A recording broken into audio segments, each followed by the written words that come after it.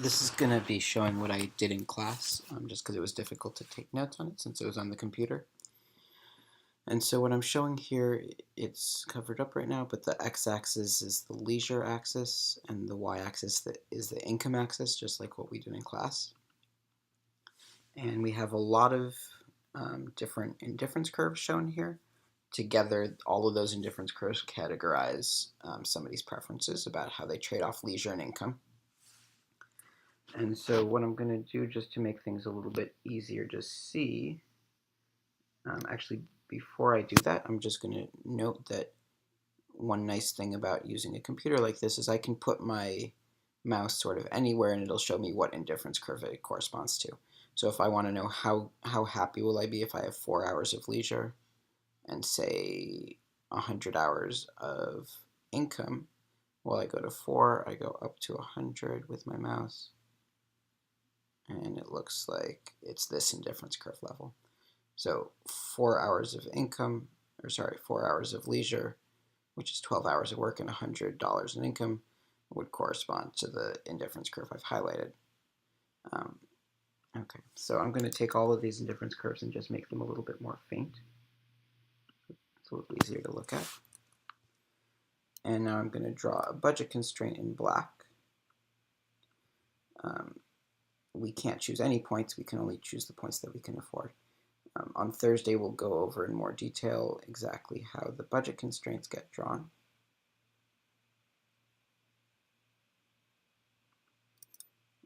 But for now, we're just going to draw it the way you're probably used to, where if you have no work at all of 16 hours of leisure, that means you have no income. And if you have no leisure at all 16 hours of work, that means if you have a wage rate of 10, you got $160 of income per day.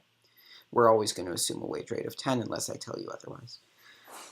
And so if we look along this budget constraint, we can try to find the point that's corresponding to the highest level of utility. So I can tell you some points that are not going to be that. And so, for example, this point right here, where my mouse is, that corresponds to this level of utility, the indifference curve I've highlighted.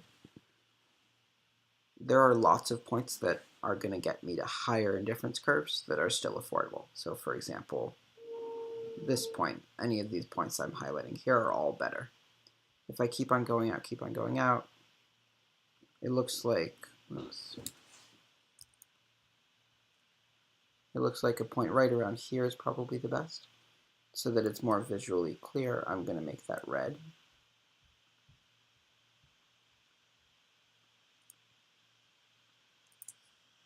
And I'll put that red dot right where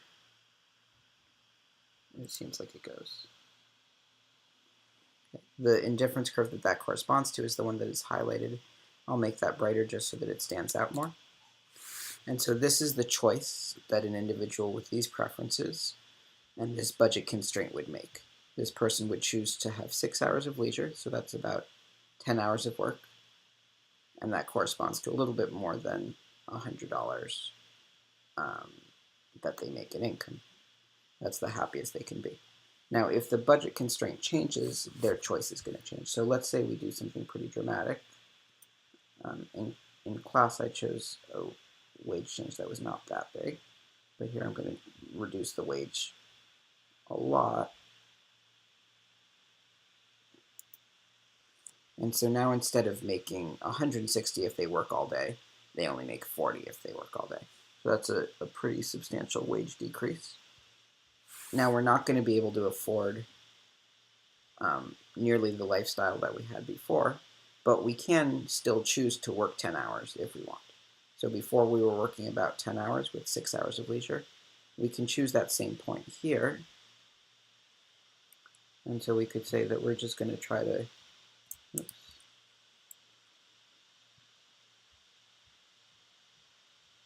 choose the same point of about maybe a little bit more than 6 hours of leisure and see what indifference curve that corresponds to. Here it looks like it corresponds to the indifference curve that I'll make a little brighter here. And so as that indifference curve the best that we can do given the new reality that our wage rate is lower.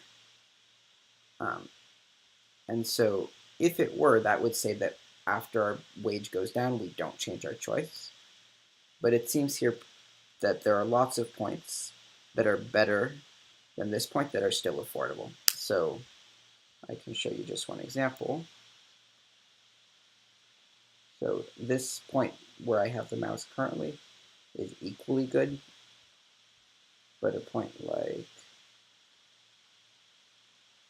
this is better. It's on a higher indifference curve.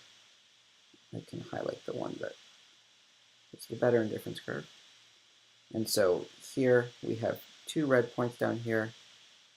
I'll make one of them yellow just to show that it's not really the best choice. And so this yellow point is what would happen if we didn't change our working hours when the wage goes down. And what actually should happen is that the best we can do is going down to this red point. And so we're going to increase our leisure time a lot, which means we'll work much less because the wage has gone down. This is an example where the substitution effect dominates the scale effect.